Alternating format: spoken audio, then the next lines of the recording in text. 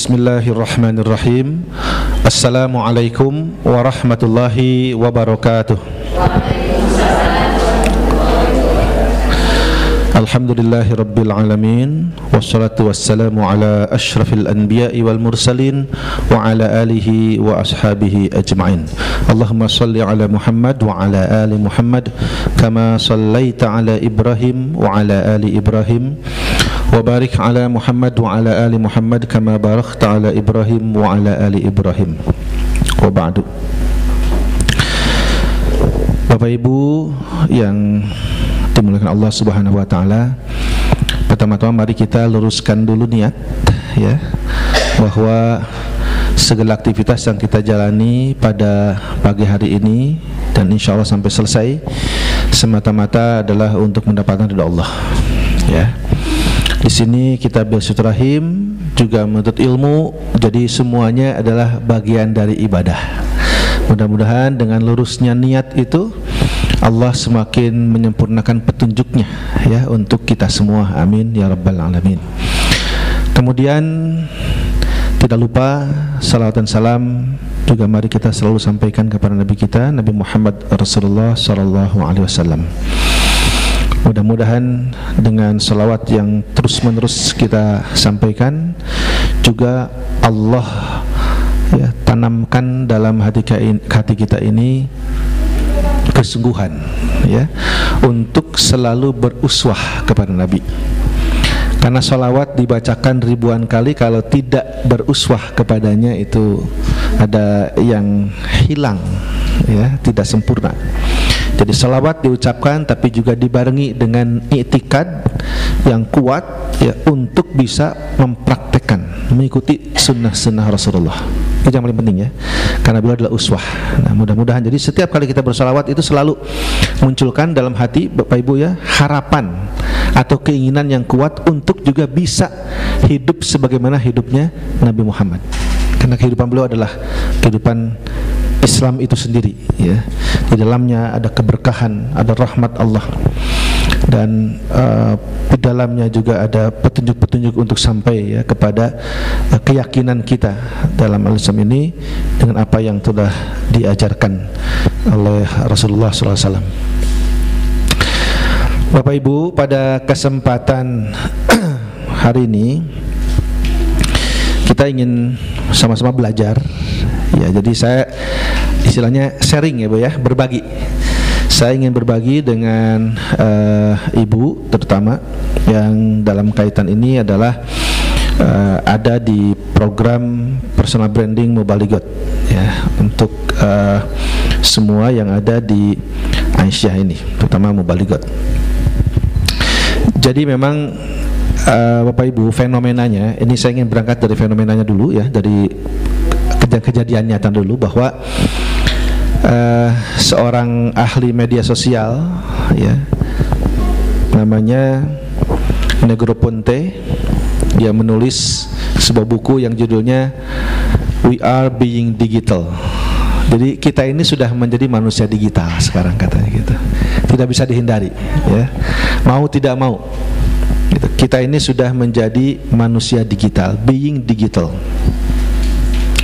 Jadi nggak bisa ditolak, nggak bisa dilawan ya, nggak bisa dihindari begitu. Nah Bapak Ibu mungkin pernah dengar ada istilah industri ya 1.0 kan, 1.0 katanya industri, kemudian 2.0. Nah 1.0 itu adalah saat ditemukannya mesin uap ya, karena kan di Barat mengalami pencerahan abad 18 masuk ke awal 19 ya, teknologi sains itu berkembang. Dulunya Islam ya, jadi ilmu pengetahuan itu pergerakannya Bapak Ibu, pertama ada periode mitos di masa Yunani. Nah masuk ke abad tengah. Nah abad tengah inilah yang dikenal dalam sejarah sebagai abad yang menentukan perkembangan sains dan teknologi, yaitu abad di mana umat Islam itu sangat banyak berperan. Abad tengah, Eropa itu masih gelap. Nah nanti masuk abad 17-18 barulah masuk ke Eropa ilmu itu ya, dan berkembang karena banyak eksperimen, banyak penelitian gitu. dilakukan sehingga ilmu makin berkembang lagi ya.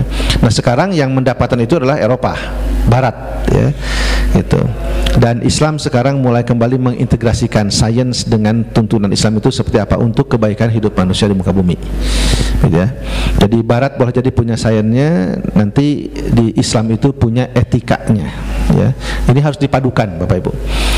Nah ketika mesin uap diketemukan, perkembangan industri itu belum seberapa. Nah ketika listrik mulai ditemukan, itu namanya industrialisasi 2.0. Nah jadi mesin uap ketemu listrik udah makin hebat gitu ya. Dulu orang menjahit pakaian itu ya kalau mesinnya manual bunyinya kejuk gitu pakai tangan dan kaki, paling satu baju berapa hari Bu selesai? Bisa 3 hari ya selesai buat baju turun polanya. Wah.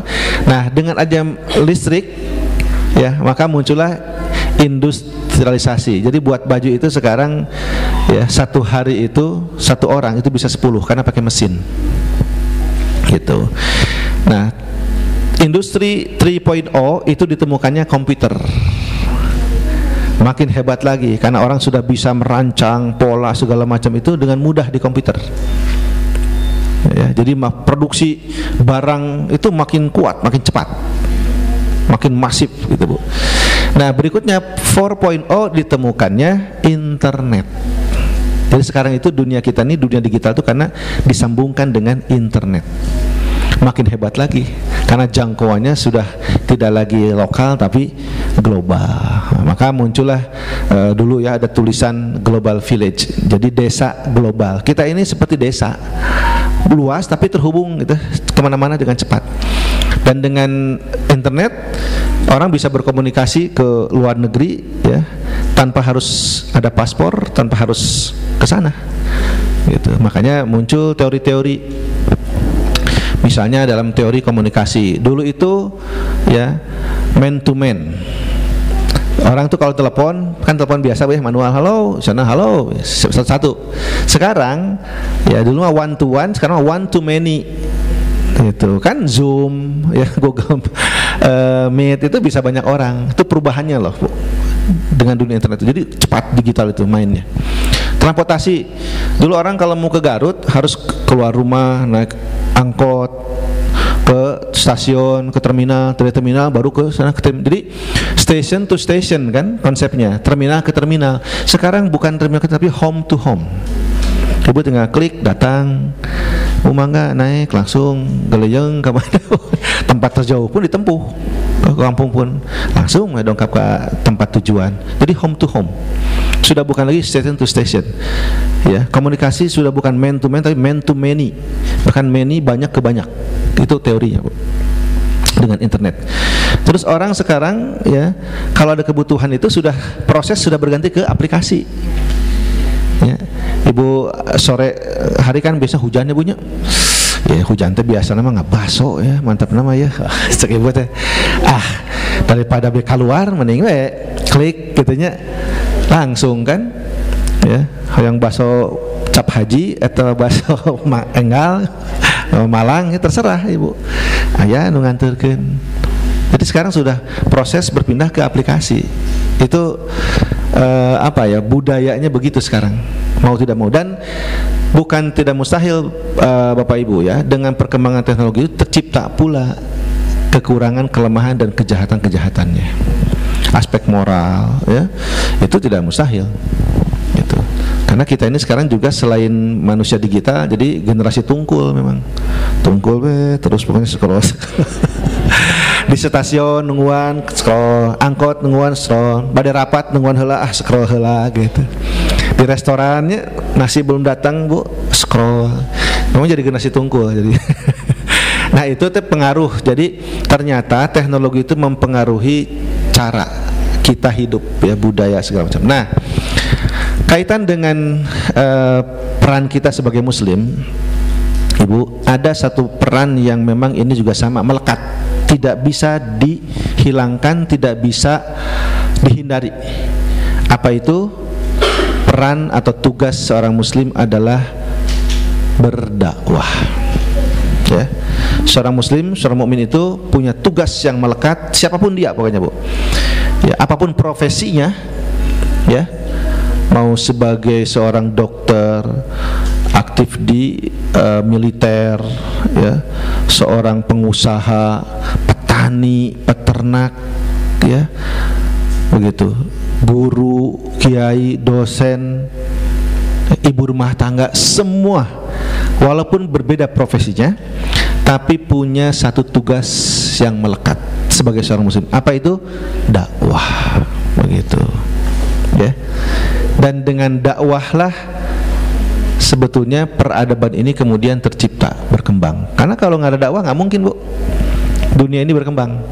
Ya, Rasulullah itu kalau misalnya tidak menyebarkan Islam, ya, ke seluruh penjuru dunia, tidak mungkin Islam itu sampai juga ke, ya, ke Indonesia, ke kita, begitu. Jadi karena dakwah lah dunia kemudian berkembang, peradaban tercipta, kehidupan sosial, ekonomi, politik, ya, itu kemudian tumbuh terus, gitu. Itu karena dakwah. Jadi tidak bisa dilepaskan. Makanya konsepnya sekarang itu dakwah total atau total dakwah. Siapapun bisa dakwah melekat, gitu. Bu, kalau dokter dakwahnya gimana? Hah? Mengobati penyakit. Ya, kalau mengobati orang sakit, ya itu tugas dokter. Maksudnya sisi dakwahnya di mana?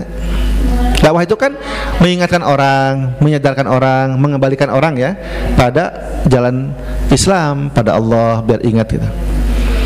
Pas mau nyuntik bismillah, dakwah nggak? Dakwah. Karena ada dalilnya. Ada dalilnya.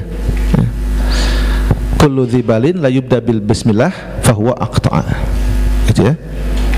Gitu. Barang siapa yang berbuat kebaikan tidak dimulai dengan bismillah fahuwa aqta'a, maka dia terputus dari rahmat Allah. Begitu. Jadi bismillah itu, ya, bagian dari dakwah. Pas baru nyuntik bismillah. Oh, itu luar biasa, Allah, ya. Itu dakwahnya dokter, sederhana sebetulnya. Supir truk biasa tuh, Bu, berdoa berdakwah. Supir truk, kumaha dakwah supir truk. Pas mau berangkat bismillah. Ibu tingali pami dina truk, sok aya tulisan gini di belakang truk teh. Tah, eta teh dakwahna selesai mah. Ya. Abi kamari, Bu, menuju nyetirnya, pas di belakang truk itu ada tulisan. Tuh bagus banget. Istighfar untuk masa lalu, bersyukur untuk hari ini, dan berdoa untuk masa depan. Coba, keren nggak tulisannya tuh? Keren, Bu. Itu dakwah bukan? Dakwah, ya. Saya baru berpikir ya waktu nyetir itu, ya, sambil macet lihat si truk itu, bersyukur untuk masa lalu, beristighfar untuk masa lalu. Benar, ya, kita tuh banyak dosa, banyak khilaf, istighfar. Bersyukur untuk hari ini, oh benar, oke, gitu. Dan berdoa untuk masa depan, katanya. Aduh, asik. Nah, itu supir truk dakwah, Bu. Konektor tiasa dakwah. Kumaha konektor dakwah, Bu. Bapak Ibu, sebelum kita berangkat ini ke Garut, nah, mangga berdoa, ya, sesuai keyakinan misalnya, ya, atau maka berdoa, Ibu, doa berpergian. Kalau belum hafal, di belakang jok itu terlihat ada tulisan, ya. Oh, subhanalladzi sakhkhara lana hadza wa ma kunna lahu muqrinin wa inna ila rabbina lamunqalibun. Berangkat, dibaca, ya, itu bagus. Itu konektor berarti dakwah. Jadi Bapak Ibu, siapapun, profesi apapun, dakwah itu melekat, tidak boleh, ya, ditinggalkan. Begitu. Dan nanti di akhirat kan pertanggungjawaban juga sama. Setiap orang akan mempertanggungjawabkan kehidupannya sendiri, kan, ya. Setelah itu baru dengan kelompoknya, dengan umatnya, dengan kaumnya. Begitu. Sepakat, ya, Bapak Ibu, ya. Jadi dakwah itu melekat, ya. Nah, acan apa abi tersepuh, justru tersepuh kedah dakwah. Iya, Bu, ya. Kan doanya gitu. Rabbi auzi'ni an ashkura ni'mataka allati an'amta alayya wa ala walidayya wa an a'mala salihan tardahu wa aslih li fi dzurriyyati inni tubtu ilaika wa inni minal wa aslih li. Nah, eta fi dzurriyyati. Jadikan aku ini teladan bagi generasiku. Nah, berarti usia berapa tahun atau tidak ada batas, sampai betul-betul kita ya diberikan oleh Allah waktu begitu untuk menikmati dunia ini. Kalau sudah masanya, sudah ajalnya tiba, berarti sampai terakhir kita meninggal, dakwah tetap dilakukan. Jadi total dakwah itu begitu, Bu ya. Nah, tapi begini dakwah juga tidak asal ya, begitu. Dakwah tidak asal. Oleh karenanya ketika berdakwah itu harus ada ilmu ya, ada ilmu. Nah, ini sekaranglah kita berbagi ilmunya dan sekaligus juga ya Kang, ketutup dibuka lagi itu ya, kasih.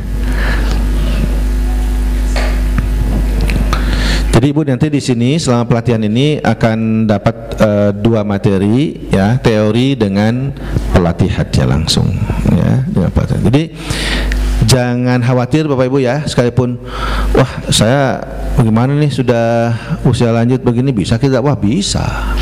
Nah, cuma persoalannya sekarang Bapak Ibu, ini ada pergeseran ya zaman sekarang itu. Jadi yang tadinya dakwah itu sifatnya offline, nah sekarang ke online bagaimana? Karena ke digital. Ini yang memang perlu ada ilmunya ya.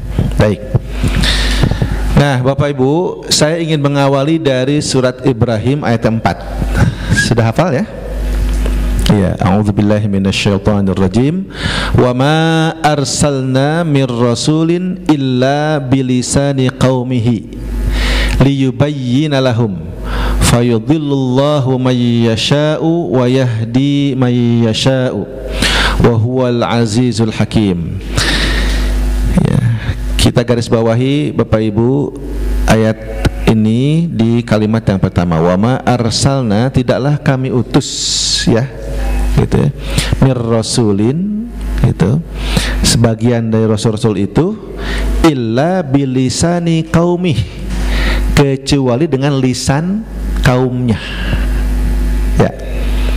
Jadi semua nabi dan rasul Allah utus itu dengan lisan kaumnya. Lisan itu media, Bu. Media dakwahnya adalah bilisan ya. Karena waktu itu belum ada teknologi seperti sekarang ya. Jadi Nabi Muhammad sekalipun sebagai nabi terakhir itu adalah bilisani kaumihi, dengan lisan kaumnya. Jadi media dakwahnya adalah ya lisan, mengucapkan itu, menyampaikan.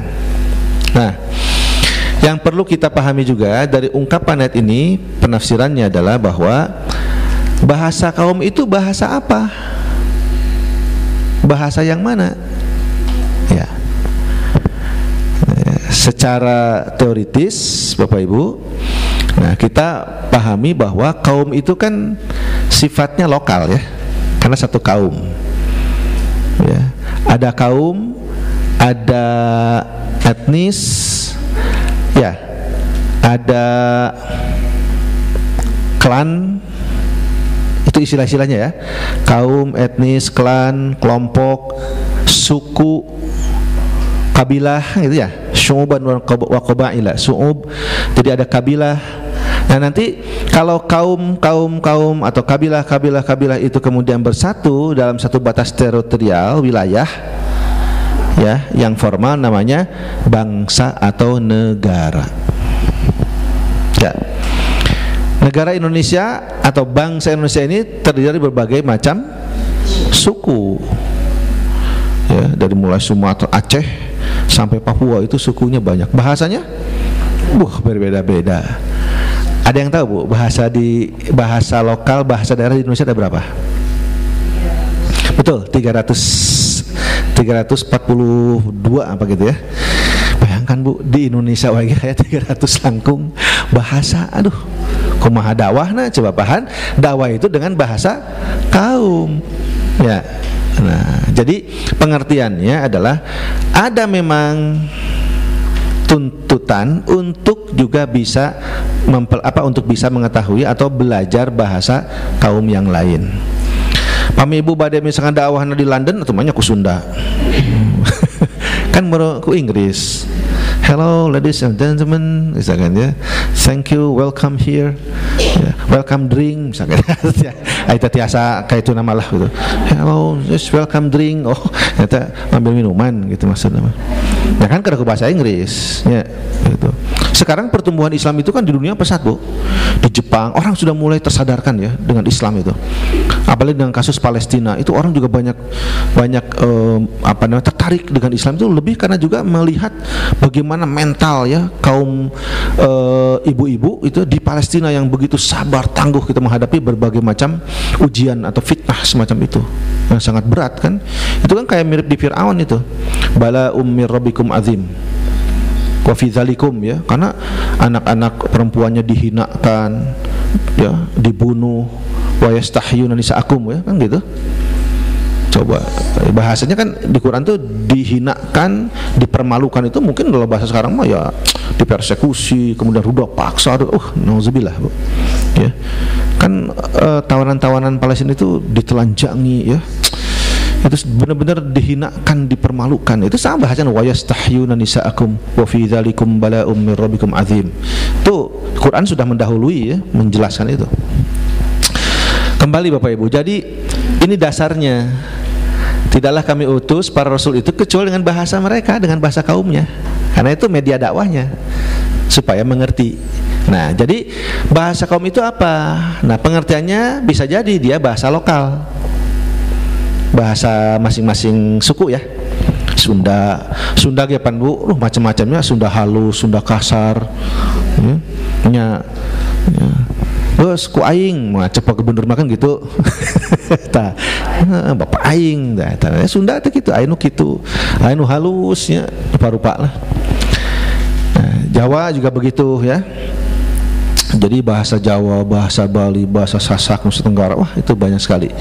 Nah, boleh jadi bahasa lokal. Jadi mesti ada orang-orang yang bisa menyampaikan dalam bahasa lokal. Belajarlah di situ bahasa internasionalnya, bahasa Inggris, bahasa Perancis, Jerman, enggak. Itu sebabnya Quran itu sekarang udah diterjemahkan ya ke hampir 50 bahasa di dunia. Cetakan Quran di Madinah itu, Bu. Ya, saya pernah tanya, ini sudah berapa bahasa penterjemahan Quran ini. Nah, kata petugasnya itu sudah hampir 50 bahasa, termasuk bahasa-bahasa di Afrika yang susah. Ibu-ibu aya nama di TikTok aya ning bahasa Afrikanya gitu tok tapi kaharti gitu nah cek itu naon bahasananya itu bahasa Bushman naon bahasa, ada bahasa batu, bahasa Bushman banyak sekali. Papua oke kan bahasanya banyak, Bu. Tapi ngerti gitu. Nah, itu katanya termasuk diterjemahkan dalam bahasa-bahasa itu. Nah, yang kedua, Bu, bilisani kaumihi itu boleh jadi bahasa generasi. Karena bahasa itu budaya, tumbuh, berkembang, dan bisa juga hilang. Dah kerjaman abdi mah, Bu, tidak ada bahasa nyokap bokap. Ayeuna barudaknya geus ku bokap we, sah bokap teh, oh ternyata orang tua, ayah, ibu. Aduh, ya Allah. Besti, coba ibu gaduh besti. Habis nah WA teh, besti, besti teh, oh ternyata best friend ya gitu, besti. Nah itu tuh bahasa generasi, Bu. Jadi kayak ibu lah memisahkan sasarannya di medsos ya, pas ibu misalkan tag video itu mau ke siapa gitu arahnya. Kalau ibu mau dakwanya ke generasi muda, Gen Z yang sekarang ya bahasanya ngarar itu, Bu. Ya. Ujug-ujug menyala abangku, naon menyala abangku. Menyala abangku gaskeun. Wah, gaskeun, gaspol. Gaskeun, gaspol. Memang tilunya gercep. Terus gaspol, terus sidenan. Aya tilu tuh, Bu, ya. Gitu. Aya geber cenah gitunya, gercep, gaspol. Singkatan tuh, Bu. Ya, gercep tuh gerak cepat. Ya, gercep. Terus kalau yang kedua apa? Setelah gercep, geber, gerak bersama. Geber bang. Geber bu, waduh keren. Gaspol, gerak semua potensi kalau nggak salah itu. Potensi lapangannya gaspol. Gerakan semua potensi lapangan, gaspol. Gaskeun lah bu, enak orang ngarjung. Naon ngaliwat dikaskeun dikata rek dakwah ya apa itu ngaliwat. Nah itu bahasa generasi bu. Jadi bisa konteks kaumihi itu tergantung pada wawasan dan perkembangan budaya, peradabannya gimana gitu. Pami ibu misalkan berdakwah kepada ya misalnya ya di tingkatan yang terdidik, para insinyur misalkan, tapi bahasa pasti menyesuaikan. Tidak mungkin seperti bahasa ke anak SMA. Kalau yang kumpulnya sasarannya anak-anak SMA ya berarti bahasanya beda. Generasi lintas, termasuk perkembangan cara berpikir bu, begitu ya, cara berpikir. Jadi nanti hebat memang ayat ini ya, sudah langsung masuk ke berbagai macam segmen gitu. Nah berikutnya karena sudah masuk pada dunia digital berarti ada bahasa digital itu. Jadi nanti ibu kalau dipraktek nanti ya mungkin dijelasin. Komunikasi dakwah digital itu beda dengan komunikasi offline. Pami orang enak ceramah bunya, kan pembukaan teh lama. Assalamualaikum warahmatullahi wabarakatuh. Ya, alhamdulillahi rabbil alamin, nahmaduhu wa nasta'inuhu. Wah, ngayah ibu. Di medsos ada mau gitu bu. Jadi bahasanya beda. Karena apa? Yang disediakan media sosial itu untuk tayangan live-nya itu hanya 1 menit durasinya, model reels ya di Instagram. Takumaha carana 1 menit itu dakwah sampai tak eta bu ilmuna. 1 menit itu isinya itu sampai gitu kepada objek dakwah. Eta anu paling sulit itu bu. Ya, saya sendiri kalau misalkan dakwah seperti ini atau dengan ibu-ibu ya majelis taklim gitu atau ada kajian-kajian gitu kan offline ya, jadi memang beda. Apalagi khutbah Jumat kan, mukadimah ya, salawatnya segala macam gitu. Nah medsos mah nggak bisa kayak gitu. Itu gimana caranya 1 menit itu pilihan diksi, pilihan katanya tepat ya, contohnya akurat itu menarik ya. Jadi selain juga nanti bicara apa namanya gaya komunikasinya, juga nanti pilihan-pilihan alternatif backgroundnya kan, karena di situ sudah disatukan antara audio, visual, gitu. Ya, gitu. Akan ngajelaskeun misalkannya harus bersyukur, makanan itu harus habis, bla bla bla. Ari backgroundnya kolam renang tentu cocok. Atau pantai misalkan, itu kan cocok. Mungkin sedang di restoran gitu ya. Jadi ibu terangkan dalam waktu yang sangat singkat bahwa makan itu ya sebagaimana Nabi contohnya, misalnya ambil yang terdekat ya, tangan kanan bersihkan dulu tangannya, cuci dan sebagainya. Jadi itu bisa dalam bentuk narasi ya, ucapan, ceramah, atau ibu tunjukkan dalam bentuk contoh saja. Jadi dakwah yang dimaksud itu Bapak Ibu kalau di media sosial itu tidak selalu dakwah bil lisan, tapi bisa dakwah bil kolam tulisan atau dakwah bil hal. Hal itu bisa program, event ya, atau kegiatan-kegiatan seperti sekarang ini bisa gitu. Nah nanti misalkan live ya, atau nanti di YouTube ada nih ya, pelatihan Mubaligot Aisyah. Itu durasi 2 menit aja, orang bisa ngeliat di YouTube. Oh ya ini isinya, ini apa namanya pesertanya misalkan. Itu sudah ada orang melihat, kerennya mudah Mubaligot gitu. Ternyata memang semua orang tuh harus berdakwah, itu ibadahnya gitu. Jadi tertarik. Nah itu tuh dakwah, karena dakwah itu kan upaya menyadarkan orang ya, terus sampai pada al-Islam gitu bu. Jadi ini dasarnya ya, ayat bilisani qaumi ini masuk ke nanti gimana nih bahasa digital gitu. Kita dakwah dengan bahasa digital, cara-caranya ya gitu. Dan memang kumahanya punya mau tidak mau sih harus ya minimal tahap awal tuh friendly kamera we. akrab dengan kamera gitu.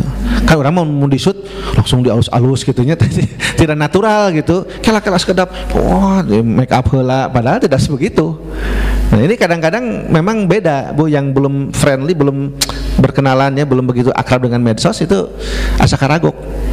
Sami Bu, saya juga pertama kali nyobaan ceritanya, kan anak mahasiswa mah karena generasinya ya sudah sering gitu. Ayo dosen-dosennya sama ya ketinggalan. Cobaan. Efeknya ternyata gampang Bu. Latihan heula hese. Kieu salah, kitu salah, ulangi deui, can ngedit, can naon ta eta. Ini di ilmunya. Tapi jangan khawatir ya. Tidak harus selalu dikerjakan oleh kita semua. Ya, bisa jadi nanti ada tim. Nah, di kolaborasinya bagaimana nanti ya. Oke Bu, jadi bahasa digital itu masuk dasarnya ke bahasa kaum. Kan bisa di ini. Next. Ya. Nah, karena judulnya kemarin optimalisasi kata Pak Kelik. Jadi bagaimana sih optimalisasi teknologi ya. Nah, ini ceritanya adalah bagaimana para dai atau lembaga dakwah atau organisasi ya sosial kemasyarakatan seperti Muhammadiyah ini ya, dan umat Islam ya pada umumnya itu menggunakan teknologi secara efektif, efisien dan bijak untuk menyebarkan nilai-nilai Islam. Itu ya yang dimaksud dengan optimalisasi teknologi ini, karena kita punya tugas mubaligot ya Pak, punya tugas menyampaikan nanti. Jadi sekarang bicara optimalisasi, karena kan handphone ini sudah lama dipegang sama ibu. Tapi can optimal mun dakwah mah Bu. Ya optimal teh mukaan ya scrollna, mukaan balanja weh ujung-ujungna teh Shopee, klik ieu klik itu. Tah jadi jang dakwah, jang balanja tentunya mah.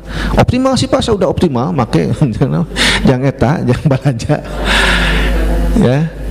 Nah jadi gitu Bu. Jadi bicara optimalisasi teknologi ini adalah bicara soal bagaimana ini para dai, lembaga dakwah dan umat Islam itu menggunakan teknologi secara efektif efisien ya. Karena begini, kalau saya membaca ya fenomenanya, misalnya di kampus itu banyak orang-orang yang pintar, banyak orang-orang yang secara kemampuan pemahaman keagamaannya ya jauh ya di atas kita, tapi tidak terkenal. Tapi tidak pernah gitu ya viral. Anu viral itu justru anak-anak muda yang notabene misalnya mereka tidak mengikuti pemahaman Islam secara ini ya, secara berstruktur.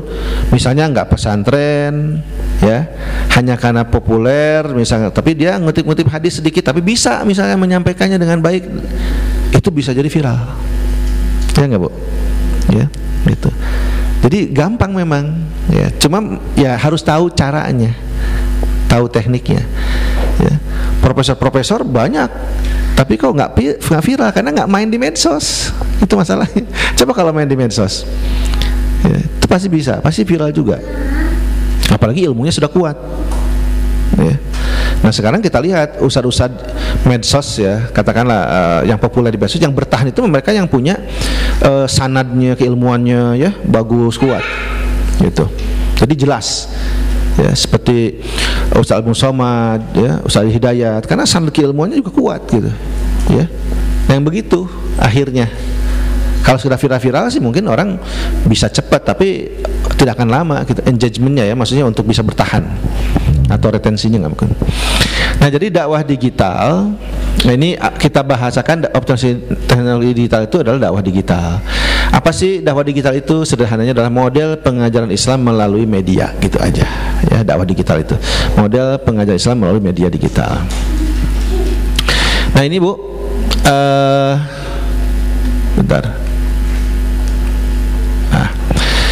Dakwah itu adalah panggilan, seruan dan ajakan untuk beriman dan melaksanakan ajaran Islam dalam bentuk lisan, tulisan dan hal ya. Tadi ya bisa 3. Itu dakwah. Jadi bil lisan, bil qalam, bil hal, 3 ya. Nah yang paling luas memang bil hal, termasuk dakwah digital itu di hal. Nah Ibu, kita kan dakwahnya harus berkemajuan ya. Karena tagline-nya Muhammadiyah adalah Muhammadiyah berkemajuan. Berkemajuan itu apa sih? Gitu ya. Kalau dalam konteks dakwah, nah paling saya mencoba memahaminya beginilah. 1, mencerahkan dan membangun nalar kritis ya. Yang kedua, adaptif. Jadi bisa adaptasi tapi tetap selektif ya, konsep tajdid nih yang dibangun. Ya, nggak apa-apa yang dari luar dari barat itu kita tampung, ya, kita adaptasikan, tapi selektif. Mana yang sesuai dengan syariat, mana yang sudah ada ketimuran, dan mana yang tidak. Ya, begitu. Karena di dalam medsos itu memang berkumpul ya sesuatu yang positif sampai yang paling bejat sekalipun ada.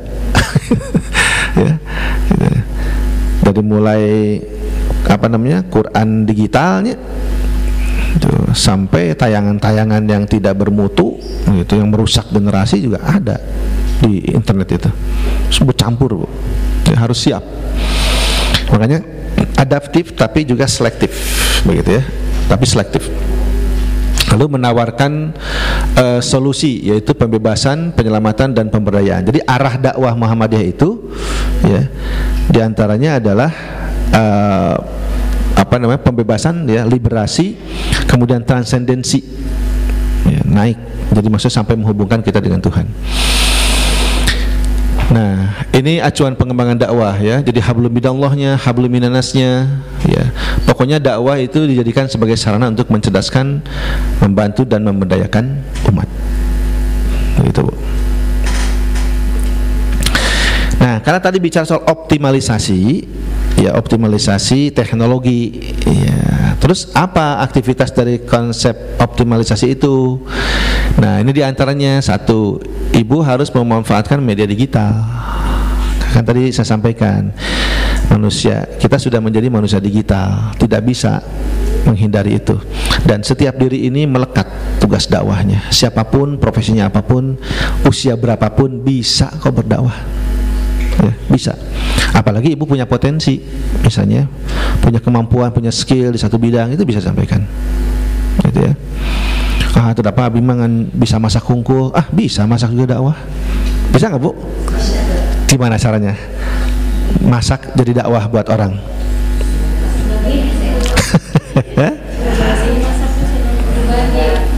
Iya, ibu tinggal take video ya ketika mau masak, tapi ibu sambil cerita, ya, itu.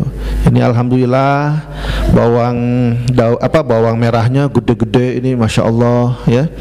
Allah sudah karuniakan rezeki yang cukup besar nih buat kita, nyeksik bawang. Bismillah pas ngagoreng, itu dakwah. Gitu aja orang cerita itu dakwah kok, Bu. Ya. Jadi bisa foto, bisa narasi, ya, bisa cerita, bisa video, banyak bentuknya, bisa banyak hal. Atau tulisan saja. Kalau ibu merasa abi matos iyo isin di kamera, macam friendly itu ya tadinya, belum friendly kamera, malu saya di kamera, ya nggak usah masuk frame kamera, tulis aja tulisan-tulisan. Ibu kan punya akunnya, misalnya di situ Instagram ibu siapa, TikTok ibu, udah aja tulisan-tulisan. Orang kan nanti scroll geser-geser gitu kan. Ada nanti Bu bagian-bagiannya, ya. Nanti di prakteknya coba nanti disampaikan. Nah, jadi manfaatkan, Bu, media digital tadi, ya. Maksimalkan, optimalkan. Ulah jang balanja hungkul. Maksimal, tapi masa untuk dakwah. Nah, yang kedua, aktivitas pemanfaatan atau optimalisasi, ya, dalam konteks teknologi digital ini gimana? Ya, inovasi. Ya, kontennya harus inovatif. Kan udah tadi saya sampaikan, kalau bahasanya bilisani qaumihi itu bisa bahasa lokal, ya, wa ma arsalna illa bilisani mir rasulin illa bilisani qaumihi. Dakwah itu para rasul, para nabi itu dakwah dengan bahasa kaumnya. Nah, bahasa kaum bisa bahasa lokal, bahasa kaum bahasa ucapan, ya. Bisa juga bahasa generasi, bahasa anak muda sekarang, atau bahasa digitalnya. Gitu. Jadi kalau misalnya ibu mau masuk frame tampil tag video, ya tadi caranya jangan lama-lama mukodimahnya, karena bahasa digital bukan begitu. 1 menit itu mesti singkat tapi kena, dapat gitu ilmunya, ya. Nah, ini perlu konten, perlu inovasi. Terus backgroundnya bagaimana? Nah, tadi urusannya mengedit, nanti ya, edit ininya di aplikasi yang sederhananya itu. Gitu. Nah, sekarang model ada Canva, Bu. Ibu mau pengumuman apa? Tinggal ambil template-nya, tulisannya makia, Bu. Hapus gambarnya, masukin foto kita, sudah ya jadi. Gitu. Ya. Gampang. Nah, tapi gampang itu perlu prakteknya. anger we orang teh karena aduh ya teh kumaha ngeklikna can salah deui can ya aplikasinya. Nah memang harus langsung Bu ya, prakteknya ada nanti dengan aplikasi itu yang sederhana lah, misalkan di TikTok atau di Instagram ya boleh. Tapi inovasi ya Bu. Nah bicara inovasi konten ini memang harus kerjanya kerja kelompok, kerja kolaborasi ya, nanti nggak bisa sendiri gitu. Nah ini masuk ke kolaborasi dan komunikasi digital. Jadi kalau sudah kita bisa menyiapkan kontennya, nanti agak lebih luas, tersiar lagi dakwahnya, itu harus kolaborasi. Kolaborasi dengan siapa? Ya mungkin dengan ustadz-ustadz yang sudah ada, dengan lembaga-lembaga pengajian, dengan majelis taklim, atau influencer dakwah bisa diajak. Atau misalkan ke pesantren ada qori'nya bisa. Ya, dalam rangka kolaborasi dan komunitasnya. Ada komunitas misalkan tangan di atas, oh nusuk, ada komunitas infak subuh ya. Ada komunitas lingkar baca gitu, agama misalkan. Banyak Bu komunitas di dunia itu. Ya semua berafiliasi, semuanya ada komunitasnya. Kayak bobotoh, tabu sok dakwah ke bobotoh Bu sekali-kali. Pan hese teh dakwah ke bobotoh teh. Ai bobotoh teh iraha salatna coba. Nya main jam 7 Ibu jam 4 terus ngabring lieur teh. Kadang macetnya ke jalan Sapan tapi misalnya sok ka Sapan kadinya. KUM teh kadinya kadang-kadang lewat. Ya mun Persib mainnya jam 7 tapi jam 4 nya geus riweuh. Ka magrib itu kapan salatnya mereka itu? Karena di stadion teh tempatnya di mana wuduna? Ayo badan ka Aljabar jauh teuing. Di jama sebenarnya. Jama di maghrib ka isakeun tak asar kumaha gitu. Ya mending lamun mainna ieu nya maghrib ka isya ya. Nah coba pengen itu, saya juga pengen sekali-kali ya maksudnya kolaborasi jeung bobotoh teh kumaha cara dakwahna gitu. Nah berikutnya Bu, aktivitas optimalisasi dakwah itu di dunia digital adalah ya etika dan literasi dakwah digitalnya juga dipelajari ya. Kita kan tadi bicara personal branding tuh di depan ya, personal branding gitu. Jadi personal branding itu adalah upaya kita untuk membentuk citra ya, agar kita ini tetap positif. Dan bukan hanya di medsos, di dunia maya, tapi di dunia nyata pun harus sama. Sekarang tuh orang punya dua identitas Bu, punya dua KTP. Jadi ada KTP maya, ada KTP nyata. Lamun di dunia maya, foto nanti sok difilter ding Bu. Asa iya mah 17 tahun yang lalu efeknya. Pas ketemu teh oh ternyata ya. Begitu. Nah, jadi itu makanya etika. Nah, etika itu nanti misalnya menghindari hoax ya. Kemudian kalau kita menyampaikan ilmu itu bersanad, jadi harus jelas hadisnya dari mana kalau baca hadis itu. Dan literasi dakwah ya, literasi itu jadi dari mulai Ibu membaca, memahami, mengumpulkan, memproduksi kembali ya. Jadi sebuah konsep dakwah itu harus jelas. Lalu manajemen dakwah digital. Nah, ada manajemennya Bu, dakwah digital itu.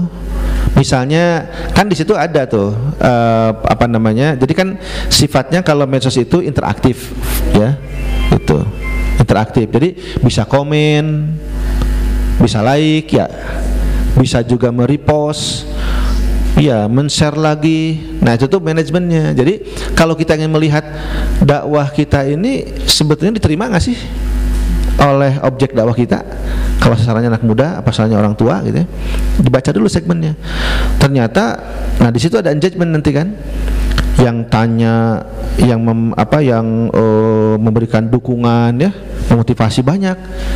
Jadi like ada 4.000, komennya ada 1.000, itu bagus Bu. Berarti itu ada ini ya, interaksi, karena konsep dakwah itu kan ada feedback, ada ini umpan balik. Nah itu bisa dibaca di medsos lewat sistem ini, manajemen dakwah digital itu dilihat. Ada memang nanti misalnya aplikasi untuk penyiapan manajemen ininya ya, konten ada gitu.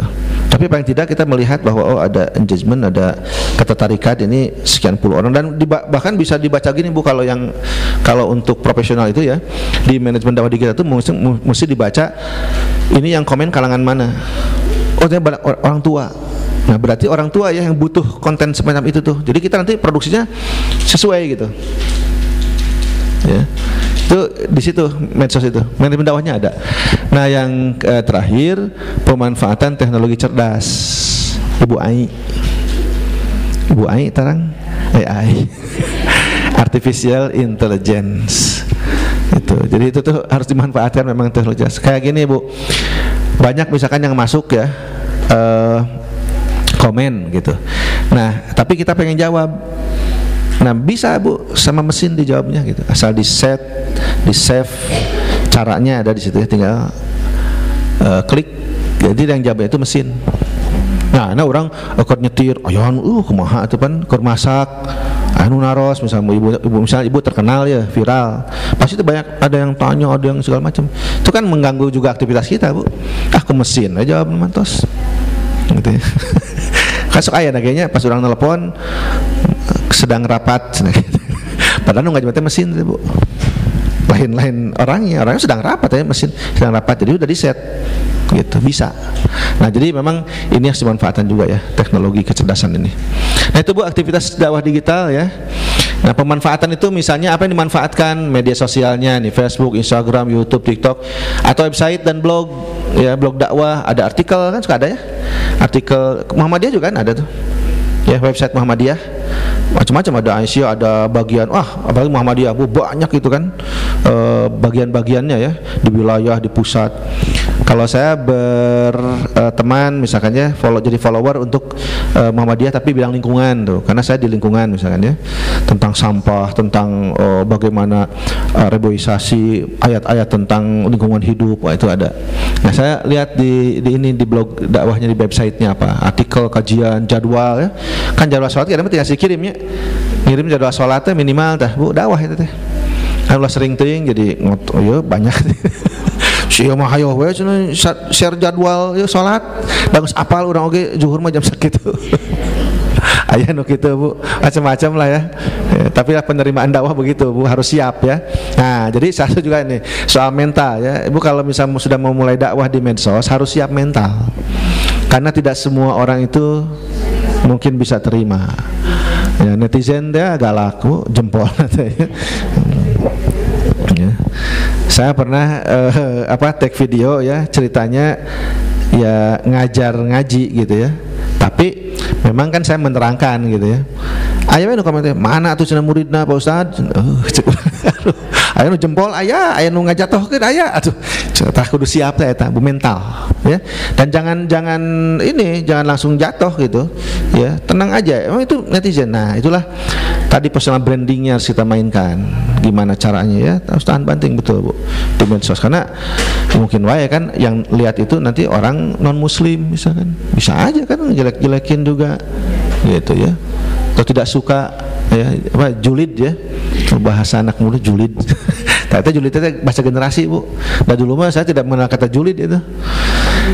Lalu pemanfaatan yang lain misalkan di podcast dan streaming ya, di YouTube, radio streaming banyak Bu ininya, salurannya ya. Itu tuh mainkan saja semua. Nah, itu pemanfaatan. Lalu bicara kolaborasi, nah dengan komunitas online misalnya WhatsApp, Telegram, chat kan ada tuh grup-grupnya ya, bisa di situ dakwah juga.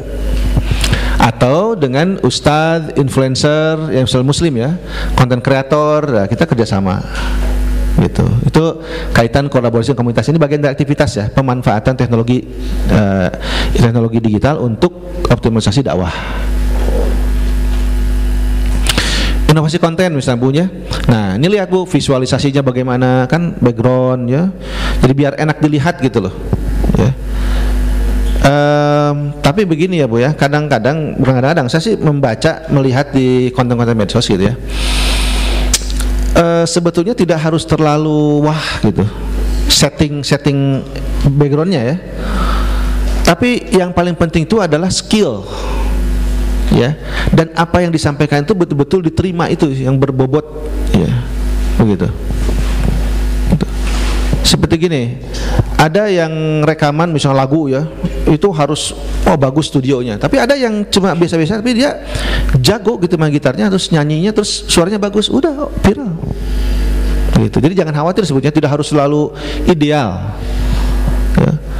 Ibu mah Bu di kamar ya, take video bisa, di kamar take video, buat aja ya. Kalau mau tidur itu doanya bacakan gitu, ibu teh gerak aja terus ke kamar, selesai share. Orang pasti inget, oh iya ya lupa kalau mau tidur itu biasanya kita harus baca doa gitu. Kan banyak yang tidak nonton TV terus ketiduran. Sering nggak Bu? Sering. Nah, iraha maca doa nak. Pokoknya maca doa mimpi, mimpi maca doa. Nah itu teh boleh jadi ya, itu dakwah ternyata. Atau misalnya dia wudu, di tag saja video lagi wudu, terus ke kamar, terus tidur. Bismillahirrahmanirrahim, habis keamut tidur aja ya. Oh berarti dia pas tidur dia sudah dalam keadaan berwudu. Kan jarang Bu yang begitu. Nah kalau kita share itu pengingat, itu dakwah, makanya total dakwah ya. Gitu. Jadi banyak yang bisa dilakukan Bu, jangan khawatir. Nah hanya perlu inovasi saja gitu ya.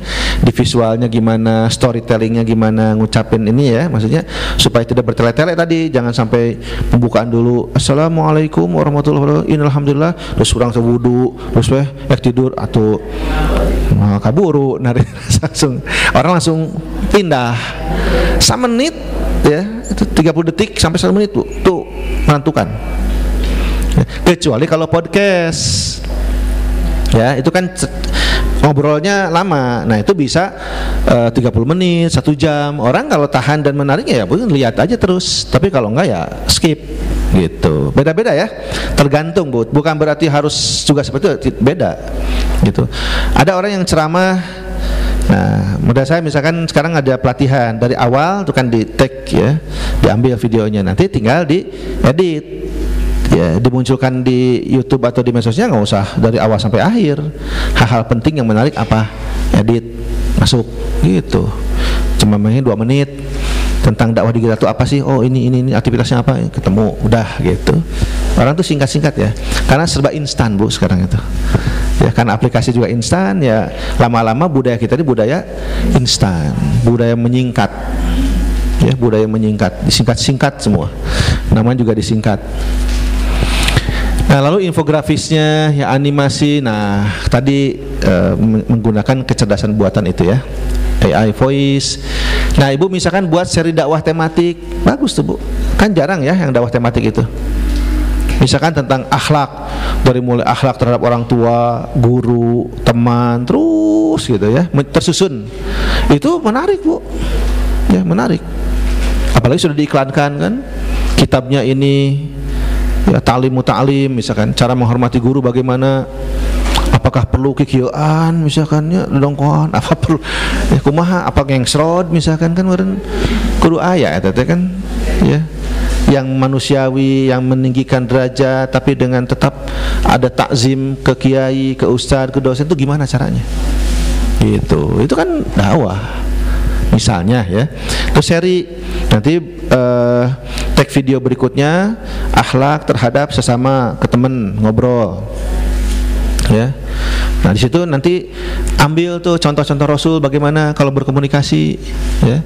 Bu saya pernah membaca ya di sejarah itu kehidupan Nabi, Rasulullah itu kalau misalkan diajak bicara sama sahabat ya, itu mendengarkan dengan seksama dan tidak pernah katanya menggeser kepalanya sebelum sahabat itu menggeser. Jadi kieu terus dengukeun, oh mohon. Nah setelah sahabatnya beres baru Rasul coba. Urang mah kan tuh naon sih? Canggein can gitu nya. Atau oh iya langsung gitu deui. Kan santunnya tuh di mana gitu. Jadi hebat tuh Rasul tuh. Nah, itu kan hal-hal yang kecil tapi itu berdampak gitu. Sifat rengkuh itu bagaimana kalau ada orang berilmu ya, lewat guru kita, profesor, kiai misalnya. Dengan rengkuh itu sudah menunjukkan kita bagus misalnya dan seterusnya. Jadi ada seri dakwah tematik. Nah etika dan literasi digital nanti ibu harus juga memahami informasi valid ya, rujukan, kaidah, syariat. Nah tadi informasinya valid ya, rujukannya, kaidah syariahnya. Kalau karena dakwah jangan sekedar asal ucap aja, itu berdasar enggak, ada dalilnya enggak, bener enggak gitu ya. Jangan sampai kemudian justru dianggap nanti itu kebohongan gitu, atau kebohongan publik. Ya, lalu sanad keilmuannya ya, kalau hadis siapa disampaikan ya. Tapi ya kalau kita kan mungkin tidak begitu kuat hafalan untuk wudunya, hadis Bukhari Muslim nomor 548 sebelah atas kiri. Wah, itu mah Ustaz Adi Hidayat ya mah. Kena ya beliau mah mampu ya, karena orangnya memang penghafal dan kuat hafalannya gitu. Ai urang mah cukup gitu tenan naon, penting mah hadis Bukhari Muslim gitu lah, udah cukup ya. Tapi ada loh, jangan sampai sekedar hanya untuk mengucapkan saja. Terus bijak ya, hindari hoax, bullying, fanatisme golongan nanti pada saat dakwah itu. Jangan sampai mengadu domba dan segala macam. Terus personal branding, nah Bu, performance, gaya, isi ya. Memang harus diciptakan begitu sih. Kalau di medsos ada yang berbeda gitu. Ya. Gitu. Ya, bagus nggak bagus nanti netizen sih biasanya tetap ada segmentasinya Bu, ya. Dakwah juga saya baca memahami ya, para dai-daiyah juga gitu sih, ada yang di kelas ini diterima, di kelas kurang gitu. Ya. Yang jamaah, nah ada yang begitu, ya tapi ciri khasnya. Mungkin orang tidak begitu suka sebagian, tapi ibu-ibu kan tetap suka gitu. Yang apa itu segmennya berarti pasar ibu-ibu itu mah. Jamaah gitu ya. Pernah diundang Bu ke sini Bu, semuanya itu. Ustaz Maulana pernah di sini Pusdai ya, Pak Adi Hidayat, Abdul Somad, Dasan Latif kemarin di sini pernah semua. Dan saya alhamdulillah berkesempatan untuk bisa ketemu gitu ya, ayah Mamah Dede gitu kan. Ya, ngobrol sama timnya sebentar, ada Uah ya, ngobrol dengan timnya, dengan Uahnya sebentar selesai. Jadi supaya tidak ada gambaran oh ini memang ada ciri khas masing-masing gitu ya. Tapi mereka diterima di berbagai segmennya. Tidak mungkin semua Bu ya, tidak mungkin semuanya terima gitu. Anak muda, pemuda hijrah kan lain lagi ya. Ya. Dan sekarang begini Bu, personal branding itu memang sudah berbeda, bergeser ya. Kalau kita kadang offline dulu ya, kalau-nya konvensional tuh kita kalau dakwah kan pakai pakaian peci ya, pakaiannya bisa jubah, bisa ayeuna mah kadang kupluk, jaket jadi ceramah. Ya. Nah, teu pusing-pusing teuing ayeuna Bu. Mah kupluk, kadang kaos ceramah gitu tuh. Tapi ya karena isinya bagus ya diminati aja. Ya kan? Jadi sudah bergeser Bu. Ya, dan sekarang inilah gara-gara medsos ini pergeserannya. Jadi sekarang tuh sumber rujukan itu tidak lagi konvensional Bu. Orang kalau mau tanya itu nggak ke ustadz, nggak datang ke kiai, apalagi nanti pertemuan berikutnya nanya gitu. Orang kan pengen cepet ya, buka aja. Langsung chat GPT ya, AI, atau lihat aja lah ustadz siapa yang ada di medsos gitu, buka aja, oh ini ketemu. Jadi sekarang udah bergeser Bu ya, makanya tadi kalau kita tidak main juga di digital tertinggal. Nah kita tuh kenapa main di digital, bukan ingin popularitas, tapi ini bagian dari upaya dakwah kita, itu aja ya. Popularitas viral itu kan efek, makanya tantangannya di situ, dakwah kita masuk nggak, bagus nggak gitu ya. Jadi personal branding itu ada mulai performance, gaya, isi, gaya bicara gitu, dan harus sesuai dengan dunia nyatanya ya. Lalu ditasi digital nih, melek digital ya, membaca, menggunakan informasi. Jadi Bu harus tahu cara mengambil informasi, mencari, menggunakan gitu, karena semuanya di internet ada Bu, ada ya, kayak tadi kan kalau kita buat iklan misalnya, buat flyer gitu ya, ada template-nya ya, ada contohnya itu, mulai di Canva misalkan, contoh lain apa segala macam, banyak. Nah Ibu, contoh ini ada bermedsos nanti ya, karena bagaimanapun nanti ya personal branding itu juga ditentukan dari adab kita bermedsos. Misalnya satu, bahasanya santun ya, karena di sini ada ungkapan, kalau di Quran itu kan ada 5 prinsip komunikasi ya. Yang pertama itu kaulan sadidan, kaulan ma'rufan, balighon, maisuron, layinan, dan kariman. Nah bahasa yang santun ya, ini diantaranya di 6 maaf ya, 6. Lalu ada tindakan tabayun nanti ya, ketika ada informasi berita yang tidak jelas ya tabayun. Lalu sampaikan berita benar ya. Hindari perkataan buruk nih ya. Di sini nih. Gitu. Nah, ini dalil-dalilnya ya. Nah, jadi taskhir, menghina, bullying, gibah, fitnah, suuzon, tajassus, namimah, mengadu domba itu dihindari. Nah, sampai nanti amal ma'ruf nahi munkar di sini ya dilakukan. Gitu. Bu, saya terus sengaja saya suka komen ya, kalau ada berita-berita sekarang tuh di internet, entah politik, entah sosial, entah kasus hukum gitu, saya suka komen. Palestina saya komen. Tapi saya berusaha untuk bagaimana komen ini bisa menyadarkan orang gitu, bukan hanya sekedar kita luapan emosionalnya ya gitu. gitu. Termasuk misalkan Netanyahu, apa Netanyahu, ya, Netanyahu. Ya kan kita ingin menghujat gitu ya maksudnya, tapi bahasa yang menjerahkan itu gimana gitu. Ya itu juga buat orang, oh ini benar gitu. Ya. Kan orang Batu biasa shame on you katanya. Shame on you itu kan kamu harusnya malu. Kamu sebagai seorang pejabat tapi tidak bicara soal Palestina. Shame on you, shame on you. Mereka juga sama, Bu, memilih diksi yang tepat, bagus menurut saya. Apalagi Barat sudah terlatih di narasinya itu, Barat itu. Karena kan ada tulisan we need not to be a Muslim, ya, to stand with Palestinian. Kita tidak perlu menjadi Muslim hanya untuk sekedar membantu Palestina. Jadi humanity, kemanusiaan saja katanya. Oh, ada begitu ya. Itu kan bahasa diksi-diksi yang memang aman tapi menggugah gitu.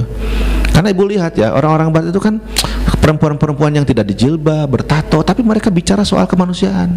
Di sisi lain ya, kita juga iri gitu loh. Harusnya kan Muslim yang begitu tuh, gitu, ngomong gitu tuh. Tapi kok Barat non Muslim itu, Bu. Nah, dia ada perkembangan yang luar biasa di dunia ini soal dakwah. Ya, makanya suka saya kalau misalkan ada orang bule, ya bagus narasinya, agree with you, dah send, setuju, gitu. Come on, speak up, American. Wah, gitu ya. Kalau lagi kesel-kesel, seorang Amerika, ayo atuh ngomong, gitu misalnya. Back up, American, bangun mereka. Karena kalau kamu sekarang nggak berusaha untuk mencegah, next will be the target. Kamu akan jadi target orang Yahudi, gitu kan? Jadi kan biar, ya, tapi menyadarkan gitu supaya orang bangkit. Nah, cuma memang ada batas ya, tidak sampai kemudian membuat jadi persoalan lebih rumit. Ya, jadi ada tindakan, ada bahasa-bahasa yang menyudutkan lah segala macam. Ya tidak begitu pula ya. Jadi, kecuali yang kejahatan-kejahatannya sudah clear gitu loh. Nah, jadi ini, Bu, ya, diantaranya. Pokoknya prinsipnya inilah komunikasi Quran, kaulan sadidan, ma'rufan, balighon, maisuran, lainan kariman. Kan ada penempatan ya. Gitu. Kalau ke orang tua kaulan apa biasanya? Qulu qaulan ma'rufan. Kenapa sih kalau ke orang tua ma'ruf? Tapi kalau misalkan dalam konteks tertentu hukum kaulan sadidan. Kenapa sadid? Nah, itu ada ini, Bu, ada pasti pilihan diksi itu berbeda maknanya, tafsirannya ya. Gitu. Iya. Ya, kalau ma'ruf itu kan sesuatu yang sebetulnya tanpa kita belajar pun udah tahu bahwa itu baik, ya kan? Kayak menghormati orang tua, ya. Ya itu mah, kalaupun kita belum belajar misalkan ayatnya dan memang itu sudah hal-hal positif buat orang tua, ke guru, ya. Cuma budaya itu kadang tidak sama, Bu, dengan apa, moral ya, moral. Jadi acuan moral, tradisi itu memang tidak sama. Tapi kalau akhlak itu harus semua. Kayak akhlak menghormati guru. Nah, nanti contohnya itu kalau dalam lintas budaya beda-beda. Misalnya di Indonesia orang suntangan ya, anak itu suntangan ke guru pas pulang sekolah. Dari di Barat mah henteu, Bu. Bel keluar biasa. Gitu, dan nyebut lagi kadang nama, nggak bapak gitu, nggak mister gitu, nama orang ke guru itu. Itu anak SD. Ya. Waktu itu pernah ada kunjungan, Bu, dari Bandung International School ke Pusdai. Nah, saya yang memandu ya gitu, menerima. Nah, mereka tuh belajar lintas budaya, pengen tahu masjid itu apa. Saya ajak ke masjid, ini mihrab, ini kalau saya berjamaah seperti, bahkan sholat zuhur ikut mereka itu latihan. Terus saya pengen tahu wudu, katanya, Pak, itu bule-bule itu kita bawa ke toilet. Sok wudu itu begini caranya. Ini untuk apa? Mas buka ini diterangin. Terus ke TK. Nah, pas di TK itu pas selesai ini sekolah. Terus anak-anak kan suntangan ya. Itu mereka tanya, sama gurunya pun tanya, what are they doing? Gitu. Itu mereka ngapain? Oh, saya bilang, they do respect for their teacher. Itu mereka karena respect pada pada guru. Oh, by kissing their hands? Ya, salah satunya itu kalau di kita, saya bilang. Kalau di kamu bagaimana? No, we don't do that. Ya, kita nggak begitu, biasa aja. Itu kan beda ya. Tapi akhlak menghormati itu pasti di mana-mana harus ada. Cuman di budayanya beda-beda. Gitu. Nah, ini harus paham gitu ya, ketika nanti di medsos kita akan upload. Makanya kan jadi kontroversi kemarin ya, Bu, ya, yang di pesantren itu ya, cara bagaimana memperlakukan siswa. Jadi kontroversi, ada yang mengiyakan, ada yang tidak. Nah, itu harusnya disampaikan yang benar itu seperti apa konsepnya. Ya, menghormati itu harus, takzim itu harus ke kiai, ke ustadz. Tapi cara takzim itu bagaimana? Itu apakah harus dilempar misalnya ngasihnya gitu? Harus gengsrot misalnya di depan kita, atau kita menyentuh dengan mengucapkan sesuatu yang baik. Karena kalau yang saya pahami Bu, Rasulullah itu kalau misalnya ketemu anak yatim kan diusap ya kepalanya sambil diberikan kata-kata gitu. Berarti kan sentuhan itu ada sisi emosionalnya, ada ucapan yang membahagiakan, yang menaikkan derajat. Makanya ma'rufan itu kan ke orang tua itu sebetulnya ya nggak perlu kumah-kumah lah, cuman tanya, "Mah, sehat?" Itu orang udah seneng. Ya, ma'ruf. Nanya sehat dulu ke orang tua. "Mama makan di mana?" Doh gitu. Asiknya restoran ajak, wah itu keren. Ada baligon tuh sampai efektif jadi tengah yaya itu bulat belit langsung. Nah, baligon itu sama seperti di bahasa medsos Bu, bahasa digital, baligon sampai gitu ya. Itu kudu kumaha lah itu. Ada yang lain ya, lembut, itu berarti menyentuh, itu masih psikologi. Orang ada masalah konsultasi, nah kaulan layinan Bu, ya itu. Kariman tuh mengangkat derajat ya. Kan orang tua yang sudah sepuh kadang-kadang balik lagi seperti ke anak-anak. Nah, kita jangan kesel, tetap harus dimuliakan bagaimanapun, ada cara meskipun tahu bahwa itu kurang gitu ya. Oke Bu, terakhir manajemen dakwah digital tadi ya, di software management kontennya ada analysis engagement. Nah, kayak like, comment, share, retention ya, menjaga gitu. Lalu ada strategi dakwah digital terukur. Nah, ini mau ke siapa dakwahnya ya. Itu Ibu nanti silahkan kalau sudah mulai praktek. Ini saya misalkan ini mau dakwah ke anak-anak ya, karena Ibu punya incu misalkan ya. Ya cucu itu Bu, jangan cucu-cucu nanti diajak masuknya take video gitu ya. Misalkan caranya bagaimana ngajarin anak ngaji, itu semua dakwah kok. Kan tadi saya bilang ya, supir truk bisa dakwah, kenek bisa dakwah, dokter juga dakwah. Tulisan itu hebat-hebat itu Bu ya. Gitu. Nah, itu ya analisis engagement, maksudnya keterhubungan Bu, ada like, ada comment, ada share, dibaca, dilihat, itu banyak Mbak. Demikian untuk pertemuan kita. Kalau tentang teori-teori dakwah digital itu memang cukup banyak ya. Sepertinya kita tidak cukup waktu ya untuk terus memahami, tapi insya Allah sambil berjalan Bu. Yang penting mah praktek heula we. Ya, coba Ibu minimal take video we. Heulanya cik friendly enggak? Bersahabat gak dengan kamera gitu, bising era gitu nya ku kamera udah nungusutnya orang sudah sorangan trek gitu kikituan era tong kikituan ya. Itu kan ada ngukur. Dan memang Bu, kalau untuk ukuran usia kita ya beda, tidak begitu caranya. Aya anak-anak SMA, anak kampus mah ya, anak mahasiswa ya wajar aja. Dunianya memang begitu ya, senang-senang lah gitu. Makanya saya suka ini Bu, suka ngasih tahu ke mahasiswa itu ya. Kalau kalian, jadi silahkan kalian friendly dengan kamera. Mau nge-shoot, mau take video bebas, asalkan ada batas-batas. Nah, saya suka ngecek Bu. Oh ini masih normal biasa, tapi ini udah agak batas nih, melewati batas, dipanggil. Kamu sebaiknya kalau misalkan mau nanti take video tidak perlu begini ya, karena ini sudah mulai dekat dengan syariatnya nih, jadi nggak bagus gitu. Ya Pak, tapi saya pengen apa biar viral. Cara viral tidak begitu banyak cara.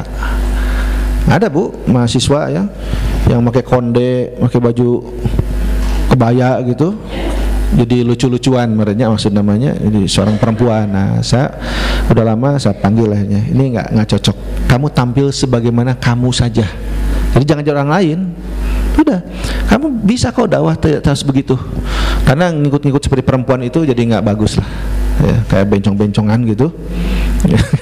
Nah, tapi kalau misalnya ini aman Bu, ada yang foto di Masjid Al-Jabar, kita tahu kamu kalau misalnya foto backgroundnya masjid, kasih di situ captionnya, ya, gitu.